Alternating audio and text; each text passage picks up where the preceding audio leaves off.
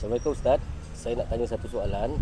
Apakah bezanya lafaz niat dengan niat untuk kita memulakan solat wajib? Alhamdulillah, syukur kepada Allah SWT, kepada semua pendengar, penonton ya. Sahabat kita bertanya iaitu apakah beza di antara lafaz niat dengan niat. Tuan-tuan yang saya kasih, kita mesti tahu perbezaan di antara lafaz niat dengan niat. Baik, apa tu lafaz niat? Lafaz niat contohnya kita lafazkan ketika nak solat. Contohnya, sahaja aku semayang fardu maghrib 3 rakaat. Itu adalah lafaz niat. Dan hukumnya adalah sunat, tidak wajib dibaca. Kalau nak baca, tak ada masalah. Cumanya yang penting yang kita mesti tahu, yang wajib adalah niat. Niat itu adalah qasad di dalam hati. Ya, qasad di hati yang kita, contoh kita nak solat maghrib 3 rakaat ikut imam. Itu adalah niat.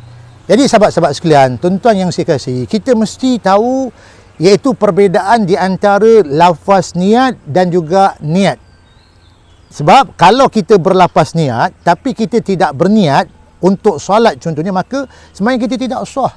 Kerana yang wajib adalah niat. Niat itu tempatnya di dalam hati. An-niyatu al-qasdu fi qalbi, kata Arab.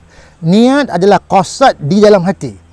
Ya, bila kita solat, kita kata Allah, dan kita baca sahaja aku semayang fardu maghrib 3 rakaat contohnya, ya, maknanya itu bukan dipanggil niat, itu adalah membaca niat.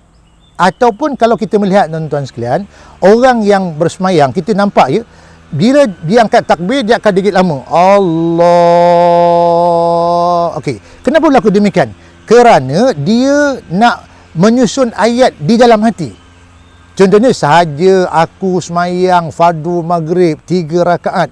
Walaupun dia tidak melafazkan dengan perkataan, ya, saya ulang balik. Kalau lafaz niat, maknanya lafaz dia sebut dengan perkataan.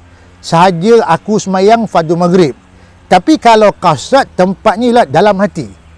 Tetapi ada orang yang Allah, makanya kita katakan dia tidak berlafaz niat, tetapi dia menyusun ataupun dia membaca niat di dalam hati. Maka ini juga tuan-tuan tidak dinamakan niat.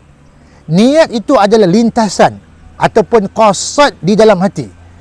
Jadi apa yang saya cuba nak terangkan agar kita, penonton sekalian dan semua kita tahu bezakan yang mana satu niat, yang mana satu lafaz niat. Kalau lafaz niat itu adalah sunat, kalau kita tidak membacanya pun sembahyang kita tetap sah, dia tidak wajib. Tetapi yang wajib adalah niat. Niat itu adalah tempatnya dalam hati, lintasan ataupun qasad di dalam hati. Inilah yang kita mesti tahu, kita mesti bezakan yang mana satu lafaz niat ataupun niat.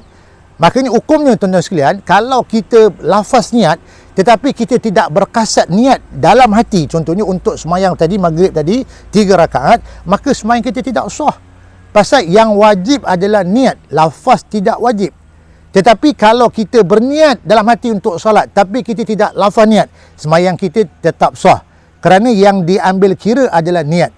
Lafaz itu adalah sunat sahaja. Jadi mudah-mudahan insya-Allah perkongsian yang ringkas ni memberikan kita satu ilmu yang jelas agar kita semua tahu membezakan yang mana satu lafaz niat, yang mana satu ni niat. Insya-Allah cubalah kita amalkan insya-Allah. Sekian, assalamualaikum warahmatullahi wabarakatuh.